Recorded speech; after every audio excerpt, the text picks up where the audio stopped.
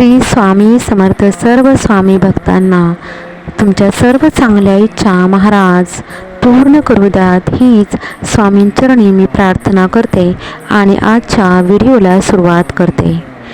गुरुचरित्र वाचूनही अडचणी का संपत नाहीत? याचे खरे फलित काय आहे? एक कथा आहे, ती कथा ऐकवते तुम्हाला. सायंकाळची शांत वेळ होती. एक शिष्य गुरुदेवांच्या चरणी येऊन विचारतो, गुरुदेव, मी रोज श्री गुरुचरित्र वाचतो, पण अडचणी तशाच आहेत.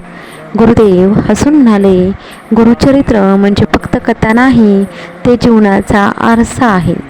गुरुचरित्र वाचणे म्हणजे फक्त शब्द वाचणे नाही, तर श्रद्धा, धैर्य आणि समर्पण शिकणे आहे. अडचणी येतात, पण ज्याला गुरुवर विश्वास असतो तो कधीच ढळत नाहीत.